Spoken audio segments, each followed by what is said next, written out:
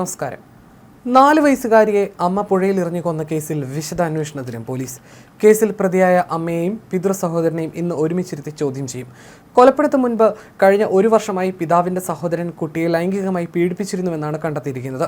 ഇക്കാര്യം കുട്ടിയുടെ അമ്മ അറിഞ്ഞിരുന്നോ എന്നും പോലീസ് പരിശോധിക്കുകയാണ്. തനിക്ക് അറിയില്ലെന്ന് അമ്മയും കുട്ടിയുടെ അമ്മ അറിഞ്ഞിട്ടില്ലെന്ന് പ്രതിയായ പിതൃ സഹോദരനും മൊഴി നൽകിയിട്ടുണ്ട്. പോക്സോ കേസിൽ പ്രതിയായ പിതൃ സഹോദരൻ നിലവിൽ റിമാൻഡിലാണ്. ഇയാളെ ഇന്ന് ഉച്ചയോടെ കസ്റ്റഡിയിൽ ലഭിക്കുമെന്നാണ് പ്രതീക്ഷ.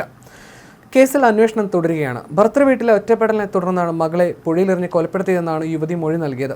ഭർത്താവിന്റെ വീട്ടിൽ വെച്ച് കുട്ടി ലൈംഗിക പീഡനത്തിന് ഇരയായ വിവരം താൻ അറിഞ്ഞിരുന്നില്ലെന്നും യുവതി മൊഴി നൽകിയിട്ടുണ്ട്. ഭർത്താവ് വേറെ വിവാഹം കഴിക്കാൻ ആലോചിച്ചിരുന്നു. രണ്ടാനമ്മയുടെ കൂടെ തന്റെ മകൾ വളരുന്നത് ചിന്തിക്കാൻ കഴിയുമായിരുന്നില്ല. അതുകൊണ്ടാണ് കൊലപ്പെടുത്തിയതെന്നാണ് മൊഴി. എന്നാൽ യുവതിയുടെ മൊഴികളിൽ പലപ്പോഴും വൈരുദ്ധ്യമുള്ളതിനാൽ മൊഴി പൂർണ്ണമായും പോലീസ് വിശ്വാസത്തിലെടുത്തിട്ടില്ലെന്നാണ് വിവരം. ഇന്നലെ കുഞ്ഞിനെ പുഴയിലെറിഞ്ഞ് കൊലപ്പെടുത്തിയ കേസിൽ പ്രതിയായ അമ്മയെ മൂഴിക്കുളം പാലത്തിലെത്തിച്ച് പോലീസ് തെളിവെടുപ്പ് നടത്തിയിരുന്നു. പാലത്തിന്റെ മധ്യഭാഗത്ത് എത്തുന്നതിന് മുൻപ് ഇവിടെ വെച്ചാണ് മകളെ പുഴയിലേക്ക് എറിഞ്ഞതെന്ന് പോലീസിനോട് യുവതി വെളിപ്പെടുത്തി. പ്രതിയുടെ മുഖം കാണിക്കണമെന്ന് പ്രദേശവാസികളുടെ ആക്രോശത്തിനിടയിലായിരുന്നു ഇന്നലെ തെളിവെടുപ്പ് പോലീസ് പൂർത്തിയാക്കിയത്.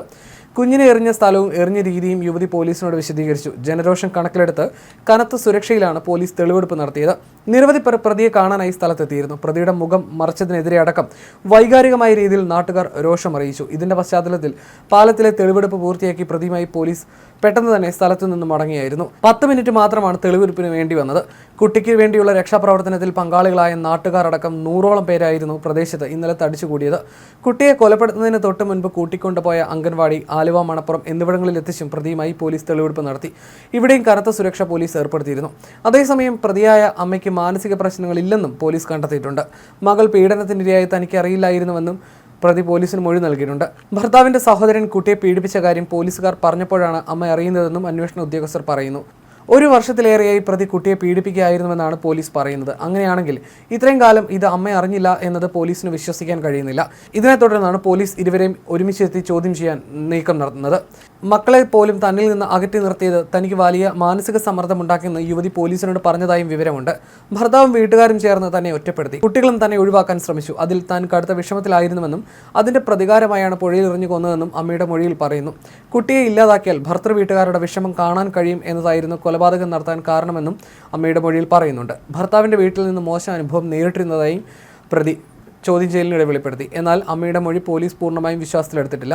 4 ദിവസം മുമ്പാണ് 4 വയസ്സുകാരിയെ അമ്മ പുഴയിലെറിഞ്ഞ് കൊലപ്പെടുത്തിയത്. അംഗൻവാടിയിൽ നിന്ന് കൂട്ടിക്കൊണ്ടുവരുമ്പോൾ കുട്ടിയെ ബസ്സിൽ നിന്ന് കാണാതായി എന്നായിരുന്നു യുവതിയുടെ ആദ്യ മൊഴി.